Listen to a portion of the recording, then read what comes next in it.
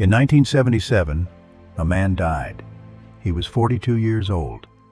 When people entered his home, they found something strange in his kitchen. On the stove, a pan still warming. Inside, butter residue. And a smell. Peanut butter, banana, a simple sandwich. But this man could have eaten like a millionaire. Champagne, caviar. Anything he wanted. The world's finest chefs would have been honored to cook for him. But no.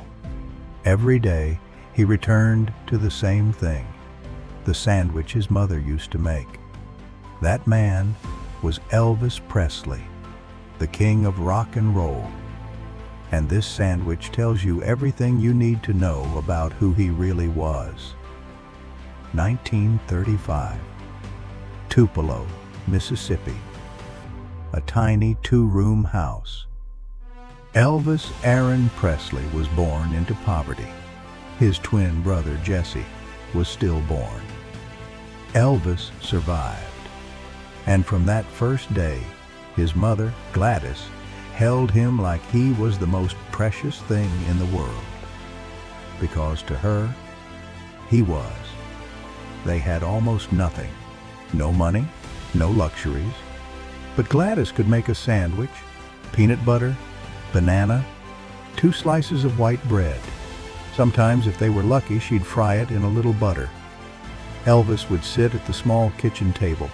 His mother would put the plate in front of him, warm, sweet, filling. And for those few minutes, everything was okay. They were together. They were home. That sandwich wasn't just food. It was love. It was safety. It was the only constant in a childhood filled with uncertainty. And Elvis never forgot. 1956. Everything changed. Heartbreak Hotel hit #1. Elvis became famous overnight. Suddenly, he had money, fame, access to everything he never had as a child. Fancy dinners, champagne, lobster, caviar. People wanted to take him to the best restaurants in the world. Hollywood parties with elaborate spreads of food he'd never even heard of. But you know what Elvis did? He'd go home to Graceland, walk into the kitchen, and ask Mary, his cook, to make him the same sandwich his mother used to make. Peanut butter, banana, fried in butter, on white bread. Mary would smile. She knew. This wasn't about the food. This was about going home. About being that little boy in Tupelo again. Safe, loved, with his mother. Elvis ate that sandwich almost every day, sometimes for breakfast, sometimes late at night after a show, sometimes at 3 a.m. when he couldn't sleep. People thought it was strange. Elvis, you're rich now. You can eat anything you want. He'd just smile. This is what I want. Because it wasn't about being rich or poor. It wasn't about what he could afford. It was about what that sandwich represented. Memory, connection, love. Every bite took him back to his mother's kitchen, to simpler times, to a moment when all that mattered was being together. 1958, the worst year of Elvis's life. His mother, Gladys, died. She was only 46 years old. Elvis was devastated. He'd always been a mama's boy. She was his anchor, his safe place. The one person who knew him before he became Elvis. At the funeral, Elvis cried so hard he could barely stand. "She's all I lived for," he said. "She was always my best girl." After she died, something changed in Elvis.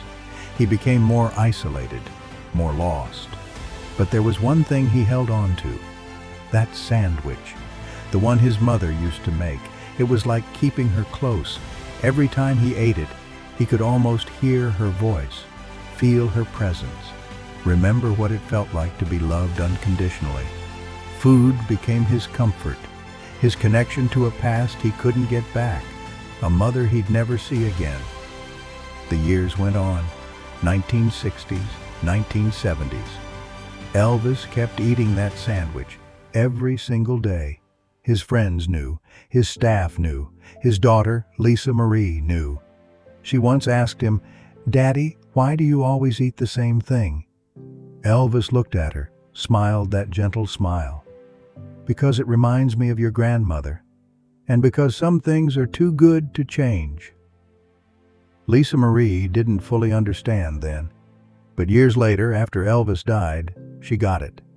That sandwich wasn't about taste. It wasn't about nutrition. It was about holding on to something real in a life that had become so unreal. In a world of screaming fans and flashing cameras and constant chaos, that sandwich was home. It was the one thing that stayed the same, the one thing that couldn't be taken away. 1977, August 16th. Elvis died in his bathroom at Graceland. He was 42 years old, too young, too soon. When people went through the house, they found things that told the story of his life.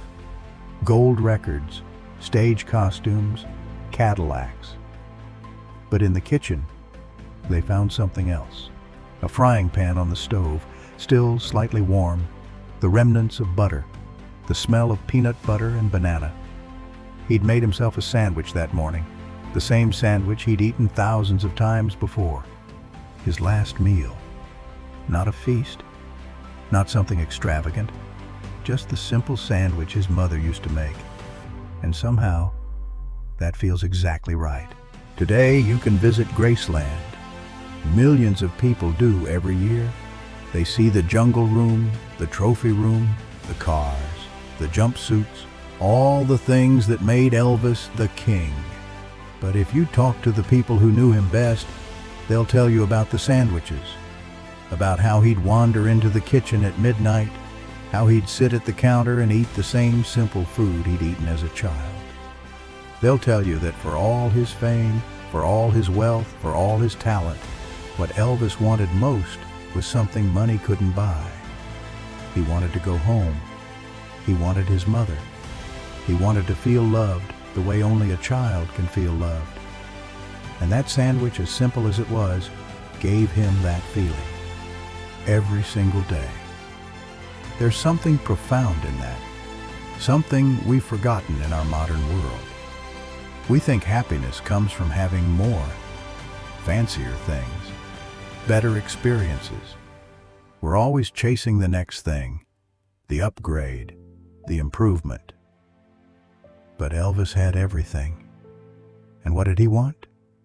A peanut butter and banana sandwich, the same one he'd had as a poor kid in Mississippi. Because comfort isn't about luxury.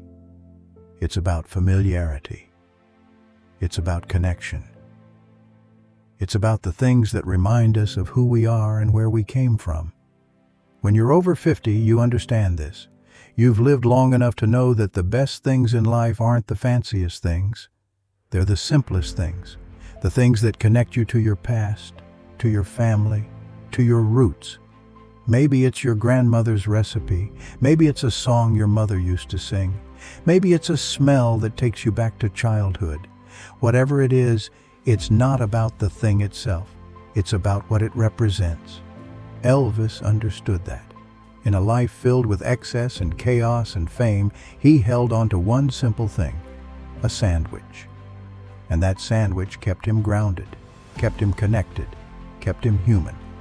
So the next time you eat something simple, something your mother used to make, or something that reminds you of home, remember Elvis. Remember that even the king of rock and roll needed comfort food, needed connection, needed to go home. Because at the end of the day, we're all just looking for the same thing. We're looking for love, for safety, for that feeling of being a child again, sitting at the kitchen table, with someone who loves us, making us something warm. And if a simple sandwich can give us that feeling, even for a moment, then that's not just food. That's everything. Elvis knew that, and he never let it go. Before the gold records, before the fame, before everything changed.